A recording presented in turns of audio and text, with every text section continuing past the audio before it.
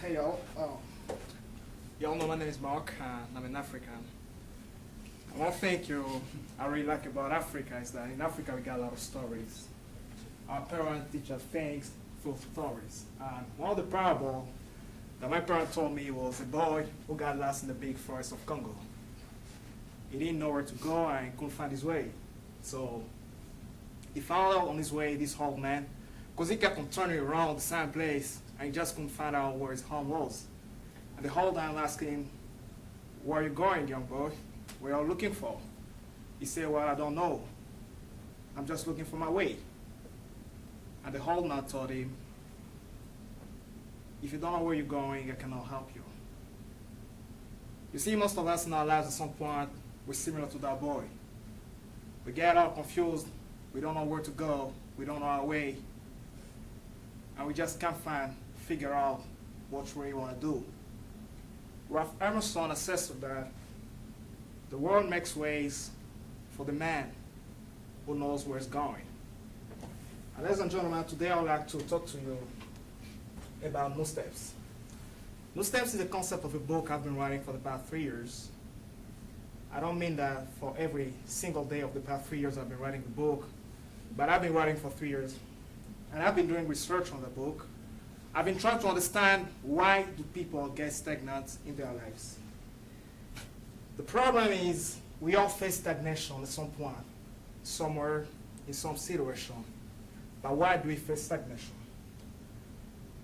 The first reason why we face stagnation is because of our attitude. People don't care. You see, if you don't take care of your life, no one will.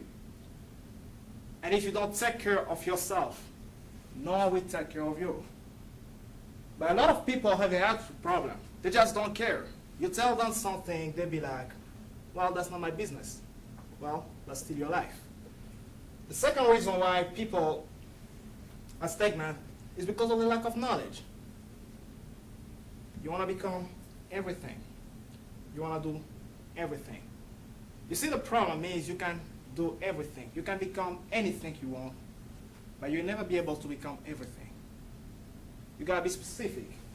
Dr. Miles Monroe, who passed away last week, used to say, "The greatest tragedy in life is not death.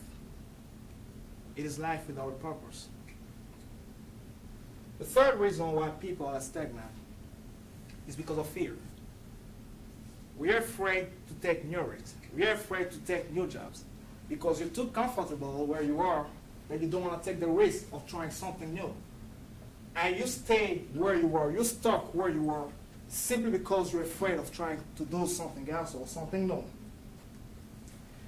My book developed this thesis.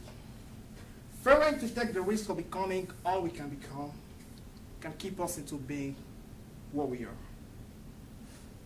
And the fourth reason why people are stagnant is because of the system or the tradition.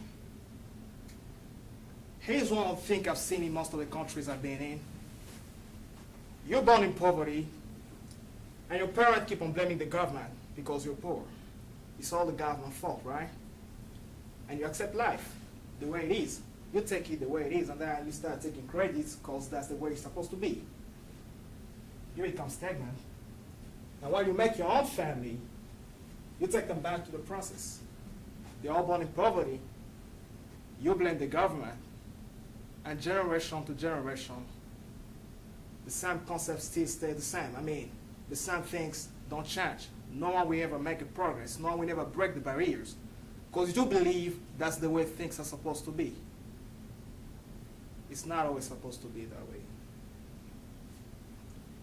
What I'm looking into, ladies and gentlemen, is to persuade you to take action and to take care of your own lives. Now, what can you do to get out of stagnation? The first thing that I talk about in my book is identify the problem. You see, ladies and gentlemen, you'll never be able to solve a problem that you do not know. You'll never be able to hit a target that you do not have. Identify the problem. Why are you stagnant? You gotta find the reason why you don't make progress. You gotta find a reason why you keep on failing your classes. You gotta find a reason why things you're trying to do, you can't just do them. Identify the problem. And the second thing, in identifying your problem, there are two categories of people in this world. The acceptors and dancers. I don't know your story, you might not know mine.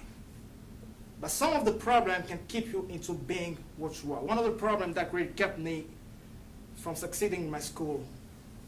In high school, one of my history teachers told me that I was stupid. And I believed him so bad that I became stupid. And I was really stupid, by the way. Now, there are acceptors and bouncers. When you identify your problem, an acceptor will see the problem and will accept it. It's just like this stone. It stays down. When you drop it, it stays down and accept the situation. But a bouncer, on the other hand, bounce for all these problems and get up and move up again. A great example of a bouncer was President Abraham Lincoln. He was a great bouncer, and I really like the life of that man. The second thing you have to do now is to make a change. This is what I believe change is. I developed this formula. Change is the sum of dissatisfaction, decision, direction, and discipline. You gotta be first dissatisfied of your current state. You know that you're not doing the right thing, you're not in the right place. The second thing, you gotta decide. If you don't decide, no one will do it for you. You gotta make a decision, you gotta take a decision. The third thing, you gotta choose a direction. How do you want to carry out your change? How do you want to move out of stagnation? And the fourth thing, you gotta keep up with discipline. But how do you do that? I've talked about the problem we all face, the problem of stagnation. And I've also given you some ways to get out of stagnation. But the way to go about it, ladies and gentlemen, I want you all, before the end of the year, to make time to think. Why am I saying making time? We know we don't have time in America. So you gotta make time to think and reflect on your own life. Think about the things that you want to accomplish, about what you want to become. The second thing is, you gotta buy this book. It costs you only $7 on Amazon, and you get it in 4 days. $7 can change your life if you just invest it in the right place. And the third thing, you gotta find a mentor. A mentor is someone who knows more than you do, and who can help you accomplish what you cannot accomplish by yourself. Having said that, ladies and gentlemen, I'll now end my presentation by wishing you a good day, by wishing you all to get out of stagnation and take new steps. Thank you.